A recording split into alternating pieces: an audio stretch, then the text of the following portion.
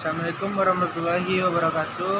Perkenalkan, nama saya Ahmad Farrazi, nomor BP 19101165310784. Saya akan membacakan pertemuan 3 teori sosiologi sebagai pendekatan. Pendekatan dalam sosiologi adalah pembahasan mengenai teori-teori sosiologi itu sendiri. Teori dapat digunakan sebagai alat analisis terhadap fenomena sosial. Teori sosiologi sebagai pendekatan. Teori sosiologi mikro merupakan analisis dalam pada tataran individu. Yang A, intragnosme simbolitik. Yang B, teori pertukaran. Teori sosial makro merupakan analisis dalam tataran struktural fungsional dan struktural konflik.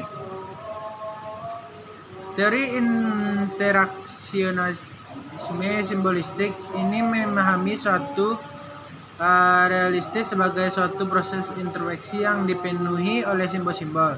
Setiap elemen secara aktif mengkonstruksi tindakan dalam proses interaksi di mana individu akan selalu berusaha menyesuaikan diri dan mencocokkan sebagai macam tindakannya dengan mengambil peran dalam komunikasi simbol. Yang A, interaksionisme simbolik. Yang A, manusia adalah makhluk yang mampu menciptakan dan menggunakan simbol. Yang B, manusia menggunakan simbol untuk saling berkomunikasi. Yang C, manusia berkomunikasi melalui pengambilan peran atau role taking.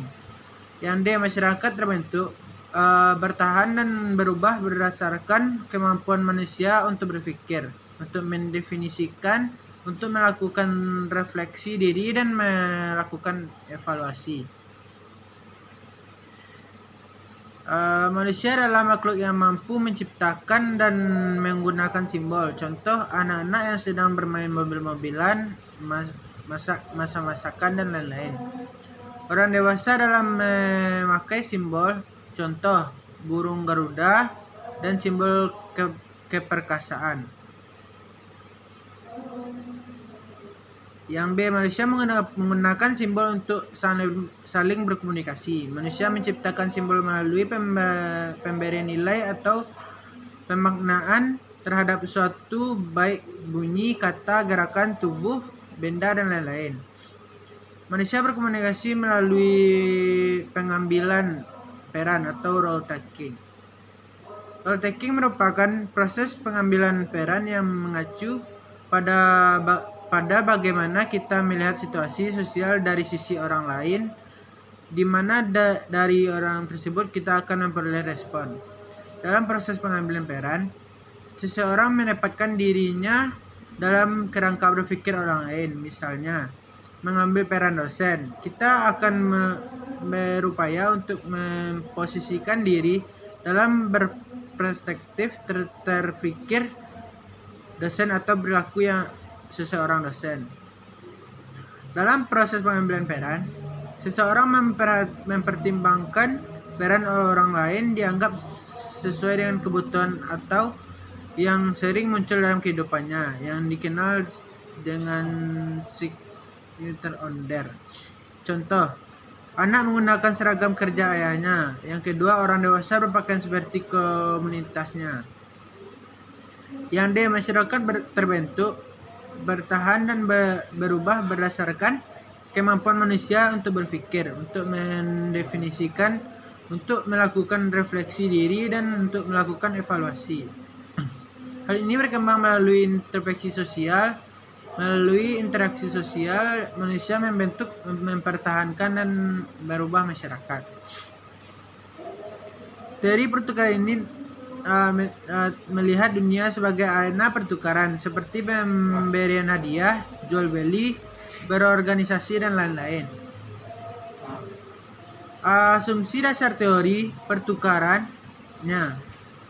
Asumsi dasar teori diperlakukan menurut Georgi Casper, Thomas and Peter M. Bigelow, Richard Emerson, dan Harold Hakeley adalah manusia adalah makhluk rasional dan berinteraksi.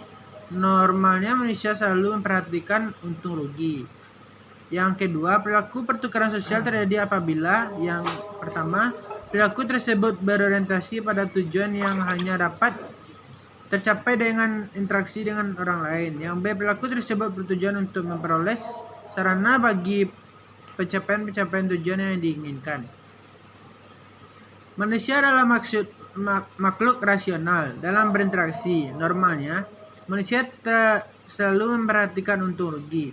Manusia secara terus-menerus terlibat dalam memilih di antara perilaku-perilaku alternatif dengan pilihan mencerminkan cost dan reward. Yang diharapkan berbagai dengan garis-garis perilaku alternatif itu.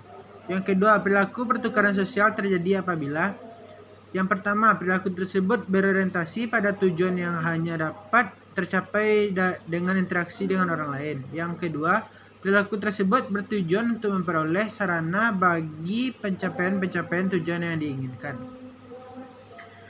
Perilaku sosial terjadi melalui interaksi sosial yang mana para pelaku berorientasi pada tujuan. Misalnya, untuk memperoleh kasih sayang, seseorang harus berinteraksi pada memperoleh kasih sayang tersebut. Memperoleh kasih sayang hanya mungkin dilakukan melalui interaksi dengan orang lain. Tidak mungkin bertepuk sebelah tangan.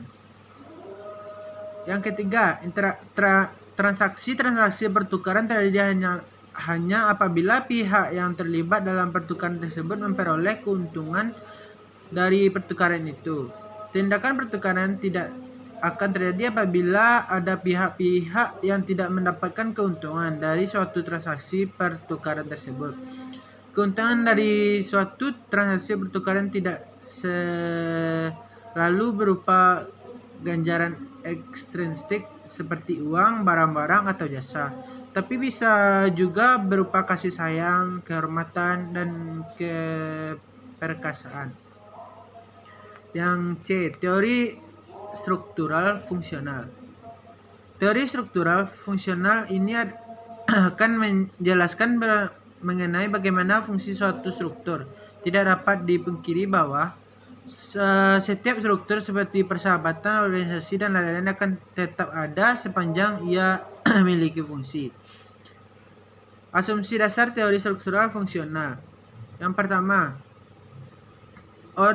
setiap masyarakat terdiri dari berbagai elemen yang terstruktur cuma secara relatif, mantap, dan stabil.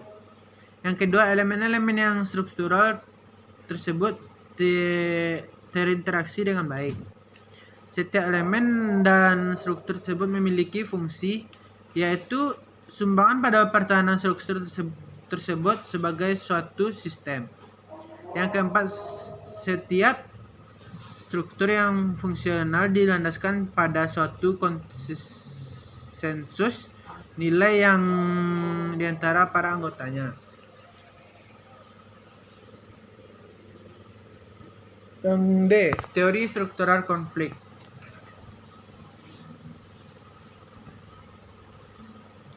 Teori menjelaskan bagaimana struktur konflik dan juga memiliki berbagai elemen yang berada tersebut memiliki konflik atau maksud, kepentingan, atau tujuan yang berbeda. Asumsi teori struktural konflik. Menurut Rashid Derradorf, ada beberapa asumsi dasar yang dimiliki oleh teori struktur konflik. Yang pertama, setiap masyarakat dalam setiap hal tunduk pada proses perubahan. Yang kedua, setiap masyarakat dalam setiap hal memperlihatkan pertikaian. Yang ketiga, setiap elemen dari suatu masyarakat menyumbang disintegrasi dan perubahan. Baiklah, hanya itu yang saya sampaikan. Bila ada yang salah, mohon dimaafkan. Assalamualaikum warahmatullahi wabarakatuh.